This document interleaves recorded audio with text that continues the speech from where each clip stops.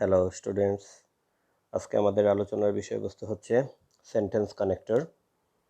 তো সেন্টেন্স কানেক্টরের বিভিন্ন উদ্দেশ্য এবং কার্যক্রম ফাংশনস দেওয়া আছে এখানে, তোমরা পড়ে নিবে। সেন্টেন্স কানেক্টর বুঝতেই পারছো, মূলত একটা বাক্যের সাথে অন্য বাক্যকে যুক্ত করে অথবা বাক্যের অভ্যন্তরীণ দুটা ক্লজ অথবা শব্দ, ওয়ার্ড বা ফ্রেজকে যুক্ত করতে পারে।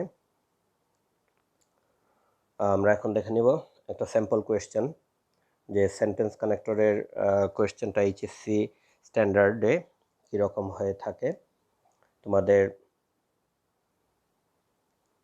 একটা প্যাসেজ দেয়া থাকবে এবং এই প্যাসেজে 10টা শূন্যস্থান থাকবে।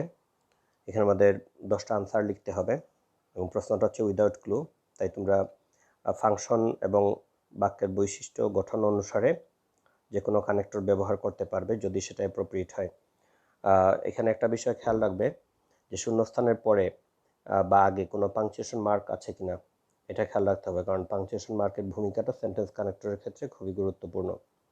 তো প্রথম স্লাইডে আমরা দেখতে পাচ্ছি কানেক্টরস অফ সিমিলারিটি। আজকে আমি তোমাদেরকে গ্রুপিং করে পড়াবো যে কিভাবে সিমিলারিটি বা সাদৃশ্য প্রকাশ করলে কানেক্টরগুলো কীরকম হয়, বৈসাদৃশ্য প্রকাশ করলে কানেক্টরগুলো কীরকম হয়, তারপরে উদাহরণ প্রকাশ করলে কানেক্টরগুলো কীরকম হয়। আমরা যদি একটা গ্রুপ করে নিতে পারি তাহলে সুবিধা হচ্ছে, আমরা যে কোনো একটা মনে রাখতে পারলেই হবে, সেটি আমরা ব্যবহার করতে পারবো। তো ফার্স্ট স্লাইডে আছে connectors of similarity or comparison or addition, অর্থাৎ যখন দুইটা বাক্য বা ক্লজের মধ্যে সাদৃশ্য থাকে তখন কানেক্টরগুলো আমরা কী রকম ব্যবহার করব। আগের বাক্য পরের বাক্য অনুরূপ হলে আমরা besides, moreover, in addition, furthermore এগুলো ব্যবহার করতে পারি, অর্থ হচ্ছে তাছাড়াও। আবার এগেইন, আবার, লাইকওয়াইজ বা সিমিলারলি অনুরূপভাবে, করেসপন্ডিংলি একই রকমভাবে, ইন দ্য সেম ওয়ে একইভাবে, এগুলো দেওয়া যায়। তারপর রয়েছে connectors of similarity, addition, comparison. এখানের মধ্যে এডিশনের কানেক্টরগুলো মূলত একটা বিষয় বর্ণনা করার পরে সমধর্মী আরেকটা বিষয় যদি আমরা যোগ করি পূর্বে বর্ণিত বিষয়ের সাথে, তখন আমরা এই কানেক্টরগুলো দিতে পারবো। এক্ষেত্রে বাক্যের শেষে শূন্যস্থান থাকলে অলসো বা টু ব্যবহার করা হয়। আর যদি দুইটা বিষয়ের মধ্যে সাদৃশ্য প্রকাশ করতে চাই তাহলে দুইটা বিষয়ের মাঝখানে আমরা লাইক বা সিমিলার টু দিতে পারি। আবার দুইটা সমধর্মী ওয়ার্ড বা ফ্রেজকে যুক্ত করার ক্ষেত্রে দুইটার পরে দুইটা শূন্যস্থান থাকলে অ্যান্ড ডট ডট টু ব্যবহার হয়। দুইটার পূর্বে দুইটা শূন্যস্থান থাকলে not only dot dot but also বা বোথ এবং অ্যান্ড ব্যবহার হয়। আবার যদি দুইটা শূন্যস্থানের দুইটা বিষয়ের মাঝখানে শূন্যস্থান থাকে তখন ইন এডিশন টু, অ্যান্ড বা অ্যাজ ওয়েল এজ ব্যবহার করতে পারি আমরা, অর্থ হচ্ছে মতো এবং বা ছাড়াও। তো অ্যান্ড আর অ্যাজ ওয়েল এজের মধ্যে একটু পার্থক্য আছে যদি সেটা সাবজেক্ট অংশে ব্যবহার হয়। যদি দুইটা মিলে সাবজেক্ট গঠন করে তখন অ্যান্ড বসবে, আর যদি শুধুমাত্র প্রথমটা সাবজেক্ট এর কাজ করে তখন অ্যাজ ওয়েল এজ বসবে। তো এগুলোর সাপেক্ষে এক্সাম্পল দেওয়া আছে প্রত্যেক স্লাইডের পরে, তোমরা একটু পড়ে নিবে। তারপরে হচ্ছে কানেক্টরস অফ কজ। আমরা যদি দেখি বাক্যের পূর্ববর্তী ক্লজের কারণ পরবর্তী ক্লজে দেওয়া থাকে তখন আমরা কানেক্টরস অফ কজ ব্যবহার করে থাকি। তবে এক্ষেত্রে একটু পার্থক্য আছে 1 এবং 2 এর মধ্যে। নাম্বার 1 হচ্ছে আগের বাক্যের আগের ক্লজের কারণ পরের ক্লজে থাকে যদি, আর কারণ ক্লজে যদি সাবজেক্ট এবং ভার্ব থাকে তখন বিকজ বা এজ বা সিন্স দিব। আর যদি কারণ অংশে শূন্যস্থানের পরে কারণ অংশে সাবজেক্ট ভার্ব না থাকে তখন because of, as a result of, for, owing to, due to, on account of দেওয়া যাবে। ওকে, এক্সাম্পল দেখে নিবে একটু। Connectors of effect or result. যদি সাধারণত আগের বাক্যের ফল পরের বাক্যে থাকে তখন আমরা কানেক্টরস অফ রেজাল্ট হিসেবে সো বা দেয়ারফর দিতে পারি, সুতরাং বা তাই, এটাই সবচেয়ে বেশি ব্যবহার হয়। তাছাড়াও কনসিকুয়েন্টলি, এজ এ কনসিকুয়েন্স, এর ফলে বা ফলশ্রুতিতে, এজ এ রেজাল্ট দেওয়া যাবে। দাস বা ইন দিস ওয়ে, এভাবে এই উপায়ে দেওয়া যেতে পারে। ফর দিস রিজন, এই কারণে, বা দ্যাট ইজ হোয়াই, এই জন্যেই, ফর দিস, এগুলো দেওয়া যাবে।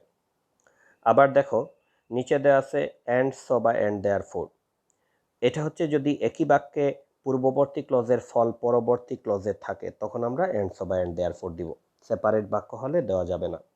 এক্সাম্পল আছে কানেক্টরস অফ এইম, উদ্দেশ্য প্রকাশক কানেক্টর।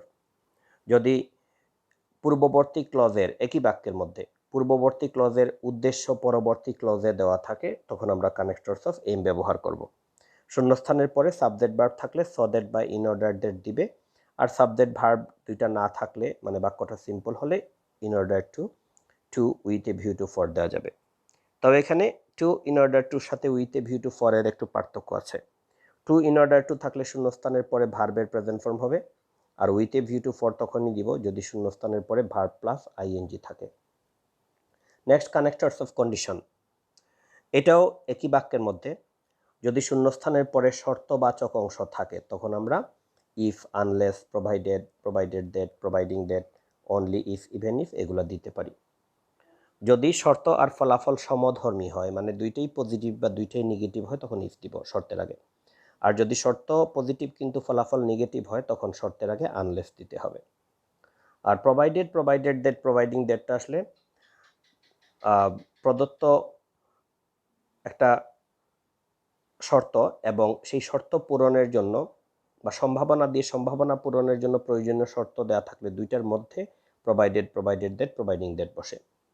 এগুলোর সাথে ইফ আনলেসের একটু পার্থক্য আছে। ইফ আনলেস বাক্যের শুরুতে এবং মাঝখানে দুই জায়গায় হতে পারে, কিন্তু প্রোভাইডেড দ্যাট, প্রোভাইডিং দ্যাট শুধু মধ্যে বসবে। আর যদি বেশি গুরুত্ব দেওয়া হয় শর্তের উপর তখন অনলি ইফ ব্যবহার করবে, আর যদি শর্তটা নেগেটিভ কোনো সেন্স প্রকাশ করে তখন ইভেন ইফ ব্যবহার করবে। আর এক্সট্রা একটা দেওয়া আছে দেখো, আদারওয়াইজ বা অর। যদি শূন্যস্থানের পূর্বে শর্ত আর শূন্যস্থানের পরে নেগেটিভ রেজাল্ট থাকে, যে শর্ত পূরণ না করলে কি কুফল ঘটতে পারে সেটা থাকে, তখন শূন্যস্থানে আদারওয়াইজ বা অর ব্যবহার করব আমরা। এক্সাম্পল আছে সবগুলোর সাপেক্ষে। Connectors of contrast or opposition, যখন দুইটা প্রথমে দেওয়া আছে used to connect to sentences, আগের বাক্য পরের বাক্য যখন পরস্পরের বিপরীত ধর্মী অর্থ প্রকাশ করবে তখন আমরা হাউএভার, ইয়েট, নেভারদিলেস, নানদিলেস দিতে পারি। অর্থ হচ্ছে তথাপি বা তবুও। On the other hand, on the contrary অপরপক্ষে এটাও দেওয়া যায়, বাটও দেওয়া যায়।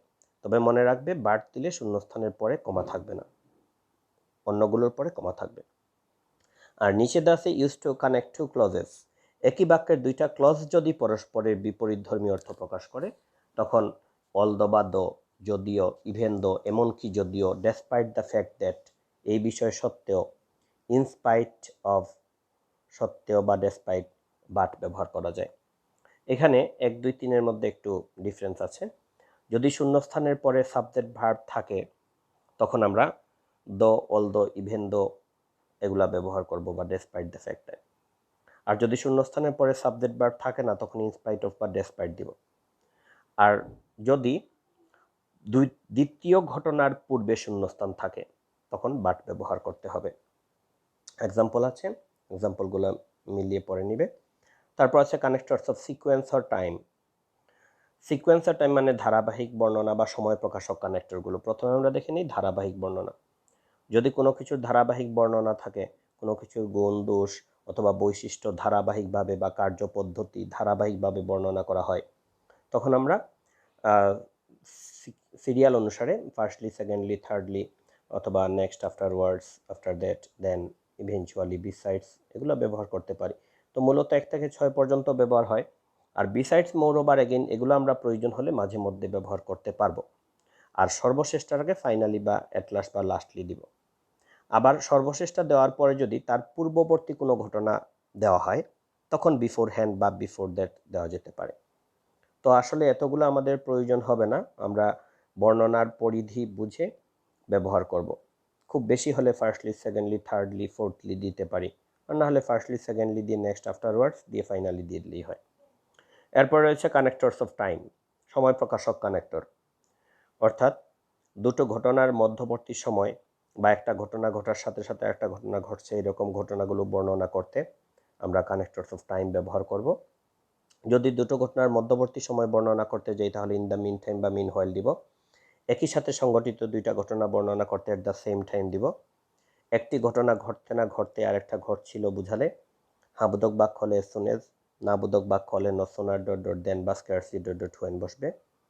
আর যদি এই ধরনের বাক্যটা সিম্পল সেন্টেন্স হয় অর্থাৎ শূন্যস্থানের পরে সাবজেক্ট এবং ফাইনাইট ভার্ব না থাকে তখন ইমিডিয়েটলি আফটার, জাস্ট আফটার দিতে হবে। আবার অতীতের কোনো ঘটনার মুহূর্ত বা সময়কে উল্লেখ করতে অ্যাট দ্যাট মোমেন্ট বা অ্যাট দ্যাট টাইম, ওই সময় বা ওই মুহূর্তে ব্যবহার করতে হবে। এক্সাম্পল দুটো আছে, একটু পড়ে নিবে। তারপর আছে কানেক্টরস অফ এক্সাম্পলিফিকেশন। বুঝতেই পারছো, নাম থেকেই বোঝা যায় উদাহরণ দেওয়ার জন্য আমরা যে কানেক্টরগুলো দিব। শূন্যস্থানের পূর্বে যদি বর্ণনা থাকে আর পরে যদি সেই বর্ণনার উদাহরণ দেওয়া হয়, তখন আমরা কানেক্টরস অফ এক্সাম্পলিফিকেশনগুলো দিব। এগুলো একদম সহজ, তাই বেশি বর্ণনা করছি না। এরপর রয়েছে রিলেটিভ প্রনাউন অর অ্যাডভার্বের ফাংশন। আমরা কানেক্টর ব্যবহার করতে গিয়ে প্রায় সময় রিলেটিভ প্রনাউন বা অ্যাডভার্ব পেতে পারি। এগুলার এক একটা ফাংশন আছে। যেমন শূন্যস্থানের পূর্বে ব্যক্তি থাকে যদি, আর শূন্যস্থানের পরবর্তী ভার্বের যদি সাবজেক্ট না থাকে তখন হু বসবে। আর যদি সামনে ব্যক্তি এবং পরবর্তী ভার্বের অবজেক্ট না থাকে তখন হুম বসবে। আর শূন্যস্থানের সামনে বস্তু বা প্রাণী থাকলে সাধারণত শূন্যস্থানে হুইচ বা দ্যাট বসে, তখন শূন্যস্থানের পরে সাবজেক্ট বা অবজেক্ট দুইটা থেকে একটা থাকবে না। আর শূন্যস্থানের পরবর্তী ঘটনা, বিষয়, কাজ ইত্যাদিকে সামনের অংশের সাথে যুক্ত করতে হোয়াট ব্যবহার হয়। আবার শূন্যস্থানের পরবর্তী ব্যক্তি বা কোনো কিছুর অধিকার বা মালিকানা প্রকাশ করতে হুজ ব্যবহার হয়। আর অ্যাডভার্ব রয়েছে হোয়াই, হোয়ার, হোয়েন, হাউ। সাধারণত কারণ বর্ণনা করতে শূন্যস্থানে হোয়াই বসে, শূন্যস্থানের পরবর্তী ঘটনার স্থান বর্ণনা করতে হোয়ার, সময় বর্ণনা করতে হুয়েন এবং শূন্যস্থানের পরবর্তী ঘটনার বা কাজের ধরন বা প্রকৃতি বর্ণনা করতে হাউ ব্যবহার হয়। সবগুলোর জন্য এক্সাম্পল দেওয়া আছে, পড়বে এখানে। তারপরে সাম আদার কানেক্টরস, আরও কিছু কানেক্টর দেওয়া আছে। অর্ডার অফ ইম্পর্টেন্স, গুরুত্বের ধারাবাহিকতা অনুসারে, বা এমফেসাইজিং, কোনো কিছুকে গুরুত্ব দিয়ে বর্ণনা করার জন্য আমরা বেসিক্যালি, প্রাইমারিলি, মূলত বা প্রাথমিকভাবে, এবাবল সর্বোপরি, ইনফ্যাক্ট প্রকৃতপক্ষে, অ্যাকচুয়ালি, ইনডিড সমার্থক শব্দ এগুলো দিতে পারি। পার্টিকুলারাইজেশন, কোনো অনেক কিছুর বর্ণনা দেওয়ার সময় বা কোনো কিছুর অনেক বর্ণনা দেওয়ার সময় একটা বিষয়কে পার্টিকুলারলি বা সুনির্দিষ্টভাবে আলাদা করে উপস্থাপন করতে গেলে, আমরা হাইলাইট করতে গেলে ইন পার্টিকুলার বা পার্টিকুলারলি দিতে পারি। এক্সপ্লেনেশন, কোনো কিছুকে কোনো ধারণা বর্ণনা করার পরে সেটাকে আরও ব্যাখ্যা করে, আরও স্পষ্টভাবে ব্যাখ্যা করার জন্য, আরও বিস্তারিত বলার জন্য, দ্যাট ইজ টু সে বলতে গেলে, দ্যাট ইজ অর্থাৎ, ইন আদার ওয়ার্ডস অন্য কথায়, এসব কানেক্টর দেওয়া হয়। ডিসমিসাল অর্থাৎ প্রত্যাখ্যান, একটা বিষয় বা ঘটনা বর্ণনা করার পর সেটাকে বাতিল করে নতুন কোনো ধারণা বা নতুন কোনো কথা যুক্ত করার জন্য এনিওয়ে বা এনিহাউ দেওয়া হয়। এরপর হচ্ছে কারেকশন, অর্থাৎ কোনো একটা বিষয় উল্লেখ করার পরে সেটাকে আরেকটু শুদ্ধ করে একটু ক্লিয়ারলি বর্ণনা করার জন্য রেদার বা বরং ব্যবহার করা হতে পারে। আবার যদি কখনো কোনো ঘটনার মুড ঘুরে যায়, অর্থাৎ সে ভালোভাবে পড়াশোনা করার কথা কিন্তু না করে বরং সে সময়টা অপচয় করছে, সেই ঘটনার মুডটা পুরোপুরি ইউটার্ন নিলে বা ঘুরে গেলে রেদার ব্যবহার করা হয়ে থাকে। তারপর হচ্ছে কনক্লুশন, কোনো কিছুর বর্ণনা দেওয়ার ক্ষেত্রে একদম সমাপনী বক্তব্য বা শেষ মন্তব্য করার সময় আমরা ইন কনক্লুশন অথবা টু সাম আপ, পরিশেষে, ইন ব্রিফ, ইন শর্ট, এক কথায় বা মূলত এসব কানেক্টর ব্যবহার করতে পারি। এখন তোমাদের জন্য কিছু প্র্যাকটিস আইটেম দেওয়া আছে, দুইটা স্লাইডে 27টা বাক্য আছে, এগুলো একটু পড়বে। তারপরে এগুলো আনসার আমরা পরবর্তী ক্লাসে আলোচনা করব। Practice yourself and math হিসেবে আরও কিছু আইটেম দেওয়া আছে তোমাদের উইথ ক্লু, যদিও তোমাদের প্রশ্নটা উইথ ক্লু থাকবে না, কিন্তু প্র্যাকটিস করার জন্য দেওয়া আছে যাতে তোমরা দক্ষ হতে পারো। তারপরে আমরা বোর্ড স্ট্যান্ডার্ডের প্রশ্ন নিয়ে আলোচনা করব, এগুলো বাসায় একটু করবে। আনসার দেওয়া আছে, করার পরে আনসার ম্যাচ করবে, ঠিক আছে? তোমাদের সাথেই যেহেতু আছে, আগে আনসার দেখে নিও না, তাহলে দক্ষতা বাড়বে না। এরপরে আরও অতিরিক্ত এক্সাম্পল দেওয়া আছে উইদাউট ক্লু, এগুলা আনসার আছে।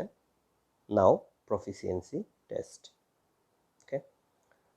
সব শেষে তোমরা এই আইটেমগুলো করবে, করার পরে আমরা আনসার নিয়ে আলোচনা করব এবং স্কোর মিলিয়ে দেখতে হবে কার দক্ষতা কতটুকু আসছে। তারপরে যখন যেটা বুঝো না সেটা নিয়ে আমার সাথে কথা বলতে হবে। তো আজকের ক্লাসে অংশগ্রহণ করার জন্য সবাইকে ধন্যবাদ। ভালো